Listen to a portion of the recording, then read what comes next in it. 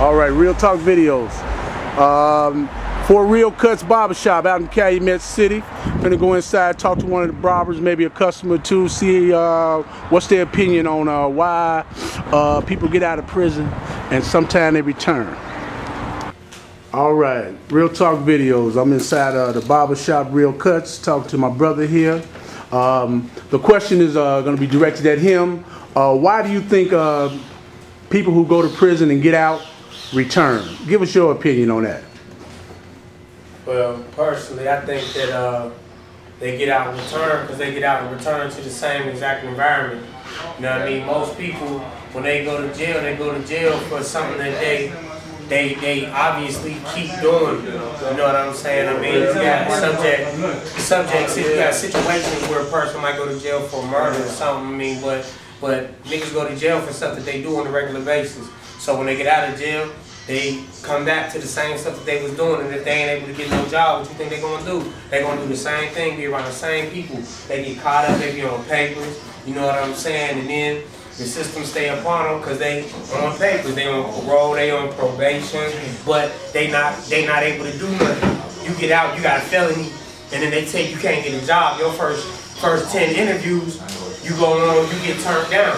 But a job wasn't necessarily in your interest anyway. You trying to get a job because you don't want to go back to that situation, but they don't give you a job. What you gonna do? You gonna do the same thing. You gonna get money. So that's what I think it is. Right now. I think it is people want what's right now. You know what I'm saying? Ain't nobody really even shown. If you come from nothing, you don't really know how to look forward to having nothing. So you want what you gonna get right now. So if you don't see no money being able to come in the long run, you know, you 9 times out of 10 got a woman or you got family members pressuring you in your ear that you got to do something, you got to get money. You're going to go get that money. You're going to go get it the way that you know how to get it. And if that means that I got to take the chances or I'm going back to jail or whatever, that's what I'm going to do because I got to eat. You eating and they eating, you know what I'm saying? I got to eat the best way that I know how. And ain't nobody finna just give me nothing. So that's, you know, what I think why people go back to jail. All right. Thank you, brother. All right, my brother, go and give us your opinion on why you think, or what do you feel about people getting out and going back into the prison system, or just share what you want to share. Go ahead on. Okay, first of all, I want to piggyback on what he was saying. I'm a prime example. I took what I did when I was locked up and I let it be fuel for me to keep going. So I got in Bible college. I went and got a high school diploma while I was in there. I came out to these streets. I continued to go to Bible college. It took them a minute to give me my textbook and my workbook, so I stopped going. That's the honest God truth. I'm looking forward to switching over everything that I was doing up there at that Bible college to another one, like maybe Success or Kane or something. But what I really want to stress on what he was talking about was that it is hard though when you get out here and you trying to look for a job, you doing anything you need to do, and they do turn you down. It draws you back to what you used to do, but that's not in your best interest though. So what it is like, for the ones who really want to help out and they really want to see us do better and do different, why not try to make a way for real? That way we can go ahead and do something. Because like I got applications spread everywhere. I got resumes on me right now in the car. I can go get them and show it to you. It's like it's kind of hard, but I don't let that be an issue or an obstacle stopping me from what I need to do as far as with life and everything. So it's like for the ones who weak, you know what I'm saying, they'll have to do something about that because I understand the struggle and what everybody going through. So it's like, it really is like, what I could say is you can put God first and then you can do your part. So with that, it's like, you know, like it is the truth though. Like it's hard out here, it's really hard, and it's like people do want to do right and they want to do what they got to do, but you know, like far as, you know, them doors being opened up, them doors got to open up to us in order for us to be able to walk through them and do what we got to do for self. So you're saying when a lot of people come out of prison, a lot of opportunities, or it's really not set up for you to win and get ahead. Now, as you prepare before you come out? That's what I kind of believe. Because if it was set up for us to get ahead, since I've been out since September 4th of 2012. So it gets to the point where You know, if I've been out here all these months, I only had 2 jobs, but I got over 50 applications spread it everywhere with resumes. And I do follow up on my applications, and I do present myself as a righteous person. I go in with the drive, with the potential, with the ambition, and just being sincere. And it's like I would hope that would work for me. But putting God first, though, like I said, first and foremost, you gotta put God first before anything.